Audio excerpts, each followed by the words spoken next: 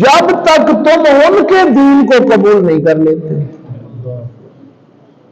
ان کی ملت کو اڈاپٹ نہیں کر لیتے، یعنی جب تک تم اپنے دین کو چھوڑ کر ان کے دین میں نہیں چلے جاتے وہ تم سے راضی نہیں ہوں گے، ہرگز راضی نہیں۔ قل ان ھدی اللہ ھو الھدی،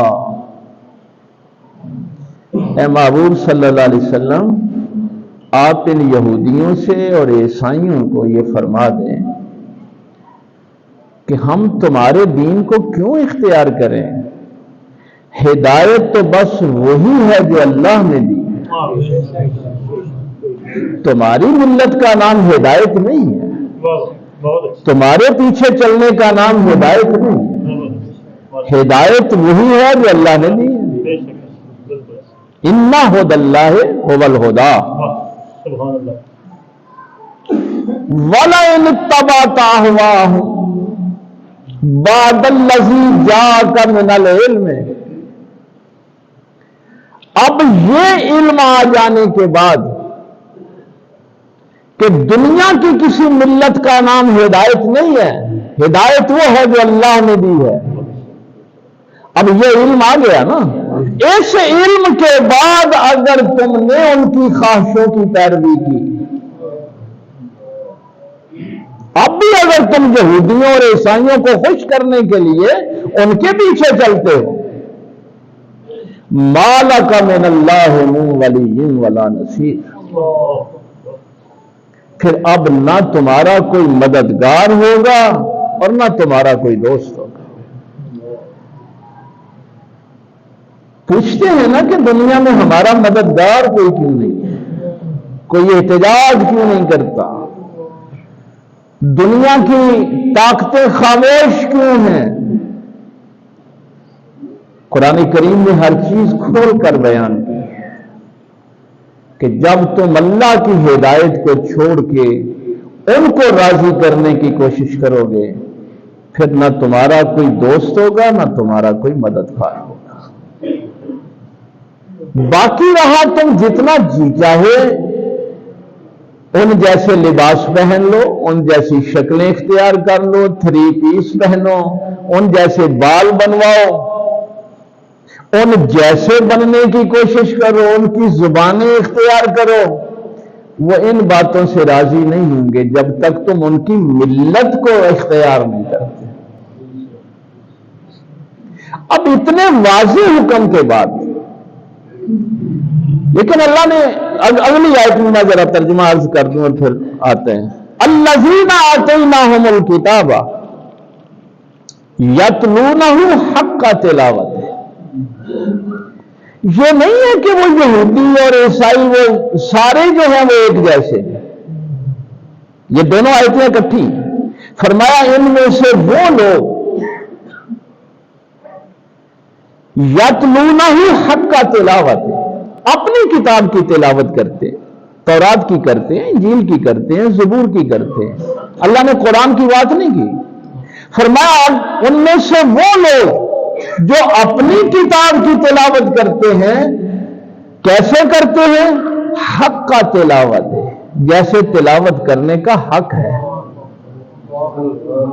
ان میں سے بھی کچھ لوگ ایسے ہیں جو اپنی کتابوں کو پڑھتے ہیں جیسے پڑھنے کا حق ہے، اولئک یؤمنون بہ، پھر وہ ایمان ضرور لے آتے ہیں۔ مثلا ان میں سے بھی وہ لوگ جو دیانتداری کے ساتھ اپنی کتاب کو پڑھ لیں تو وہ پھر ایمان ضرور لاتے ہیں۔ اس کا مطلب ہے کہ اگر انہوں نے کتاب ایسے نہیں پڑھی جیسے پڑھنے کا حق تھا تو ہم نے بھی تو نہیں نہ پڑھی جیسے پڑھنے کا حق تھا۔ ہدایت تو تھی اس کتاب کو ایسے پڑھنا جیسے پڑھنے کا حق ہے، ایسے تلاوت کرنا جیسے تلاوت کرنے کا حق ہے۔ بچے آج کل یہ پوچھتے ہیں، نوجوان، وہ کہتے ہیں کہ جب ہم نے اپنے حلیے ان جیسے بنا لیے، منہ ٹیڑے کر کر کے انگریزی بھی بولتے ہیں، 3 پیس پہنتے ہیں، ان جیسی شکلیں بناتے ہیں، کلین شیو کرتے ہیں. یہ داڑھی شاعر اسلام میں سے ہے نا، اسلام کی نشانیوں میں سے. ہم کلین شیو کروا دیتے ہیں کہ انگریز خوش ہو جائے. ہم لباس ان جیسا پہنتے ہیں، ان جیسے بال بنواتے ہیں، پھر بھی وہ راضی نہیں ہوتے، پھر بھی ہمیں مارتے ہیں نا. میں تھوڑی سی بیک گراؤنڈ اگلی آیات میں وہ آ رہی ہے. انسان کسی علاقے کا ہو، کسی خاندان کا ہو، کسی رنگ اور نسل کا ہو، کسی ملک کا ہو، اللہ کی مخلوق ہونے کے ناطے سے سارے انسان برابر ہیں، اس لیے کہ خالق ایک ہے. یہ اب ہم اس کتاب کی بات کر رہے ہیں جو اللہ کا کلام ہے، اور اس کی 4 چیزیں آخری خطبے میں کہ کسی کالے کو گورے پہ، کسی گورے کو کالے پہ، کسی عربی کو اجمی پہ، کسی اجمی کو عربی پہ، کوئی فوقیت نہیں. یہ ایک اتحاد ہے توحید کا کہ خالق ایک ہے، اس لیے تمام انسان برابر ہیں.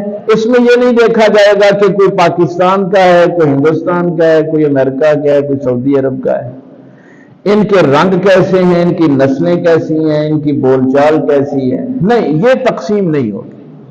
جب خالق کے اعتبار سے دیکھا جائے گا تو سب انسان برابر ہیں، سب کا خالق ایک ہے، سب کا رب ایک ہے. اس سے آگے پھر فرمایا یا ایھا الناس، یہاں بھی ایمان والوں کی بھی بات نہیں ہو رہی.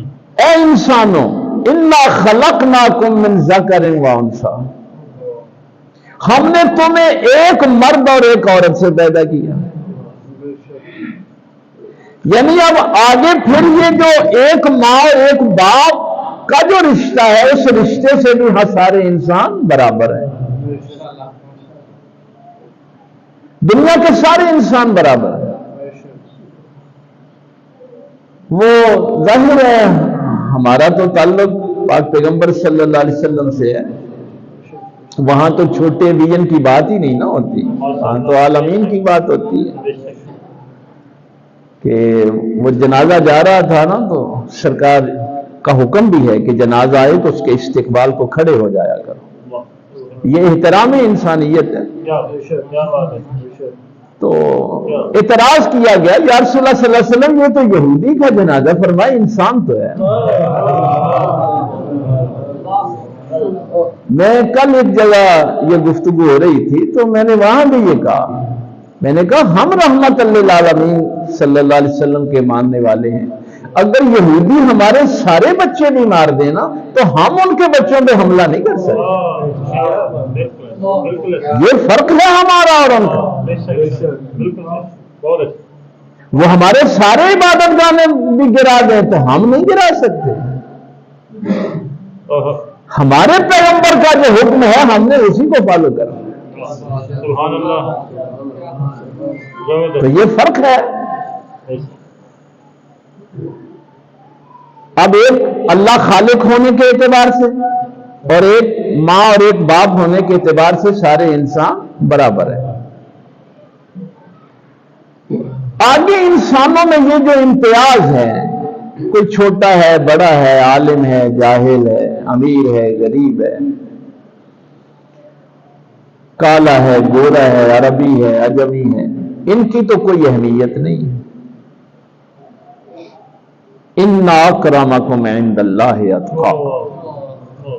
قرآن کہتا ہے کہ امتیاز صرف ہوگا تقوی کی بنیاد پہ، رنگ نسل کے اعتبار سے نہیں ہوگا، قبیلے کے اعتبار سے نہیں ہوگا. اگر قبیلے کے اعتبار سے ہوتا تو پھر ابو لہب عزت والا ہوتا، پھر بلال عزت والا نہ ہوتا، پھر عزت جو ہے وہ تقوی کی بنیاد پہ ہوگی. اب اس دنیا میں انسانوں کی جو رفعت اور بلندی کی بات کی جاتی ہے نا، وہ 3 چیزوں سے کی جاتی ہے. علم، ہدایت اور حکومت، یہ سمجھا جاتا ہے کہ وہ قبیلے، وہ افراد ممتاز ہیں جن کے پاس علم ہے، حکمت ہے، یا وہ خاندان، وہ قبیلے، وہ ملک جن کے پاس ہدایت ہے،